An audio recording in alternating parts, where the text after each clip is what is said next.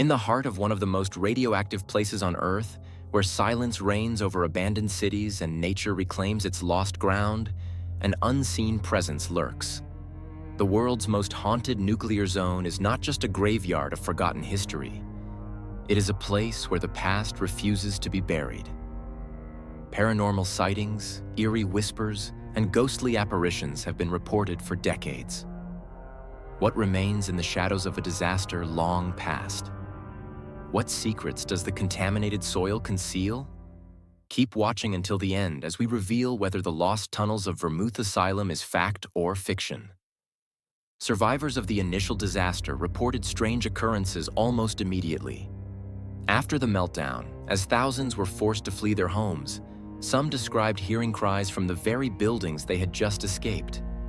A woman named Irina, one of the last residents to leave, recalls looking up at her apartment window only to see a shadowy figure standing where she had been moments before.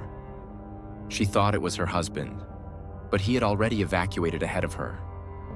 The figure stood motionless, watching her, before slowly dissolving into darkness. The first responders who arrived at the site reported seeing glowing humanoid figures moving through the smoke. Some believed it was an optical illusion caused by radiation and exhaustion. But these figures did not vanish like hallucinations. They moved with purpose, walking through the ruins as if still carrying out duties they had performed in life. Firefighters were horrified when some of these apparitions were later identified from photographs as their fallen colleagues, men who had already succumbed to the deadly radiation. One of the most chilling stories comes from an ex-soldier named Yuri, who was stationed near the reactor ruins. One night, he heard footsteps echoing through the abandoned corridors of a building long since emptied. Thinking it was an intruder, he followed the sound, only to find himself facing a dimly lit hallway where a silhouette stood. It was a man in a torn hazmat suit, his back turned to Yuri. When he called out, the figure turned, but had no face. Yuri fled and never returned to the zone. Paranormal investigators who have braved the radiation-filled landscape have captured chilling evidence. In one instance, a team recorded voices on their audio equipment, whispers too faint to hear with the naked ear.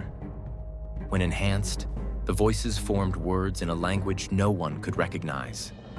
Some claim they were desperate calls for help, echoes of those who perished in the disaster.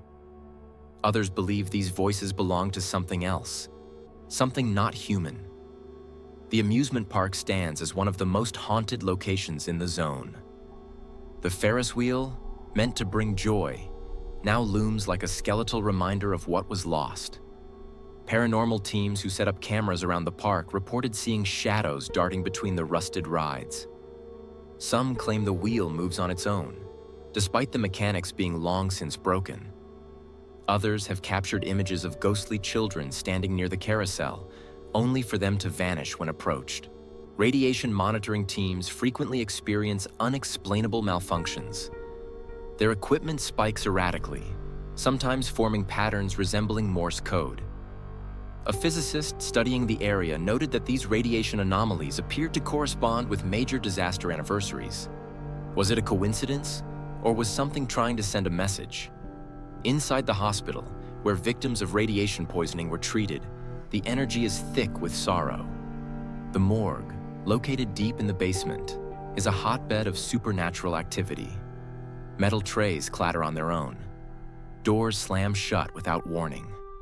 One investigator described a feeling of being watched by unseen eyes. Others who spent the night there woke up with unexplained bruises, as if something had grabbed them in their sleep.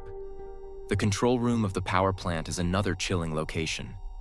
Security footage from inside has recorded flickering lights on dead control panels, ghostly figures appearing in reflections, and even eerie whispers captured on radio frequencies.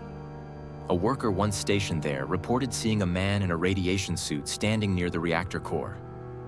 The man was staring at the dead machinery.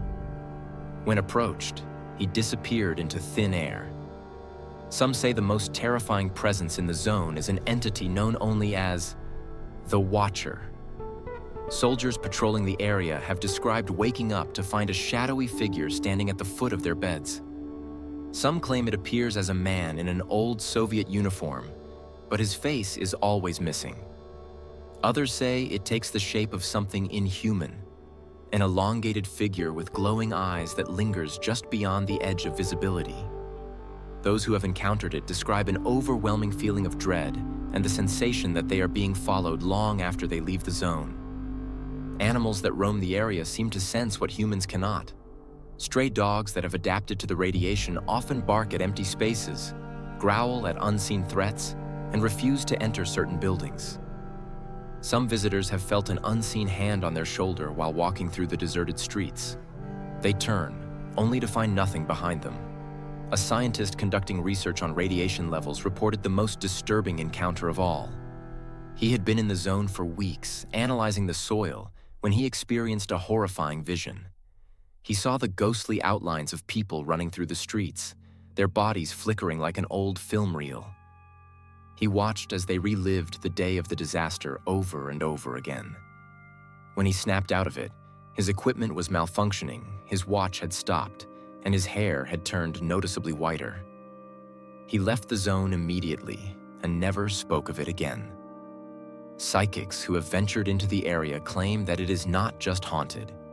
It is a place where time itself is fractured. They describe seeing events from the past replay like echoes, trapped in an endless cycle. Some claim the spirits of those who perished there do not realize they are dead, wandering through the abandoned city as if it were still alive.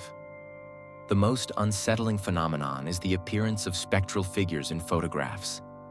Tourists who dared to visit have captured ghostly faces pressed against the glass of abandoned buildings.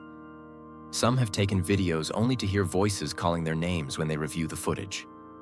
The voices were not present when they recorded. To this day, the haunted nuclear zone remains one of the most mysterious and terrifying places on Earth. Scientists may explain the anomalies as radiation interference, but those who have experienced the supernatural firsthand know better.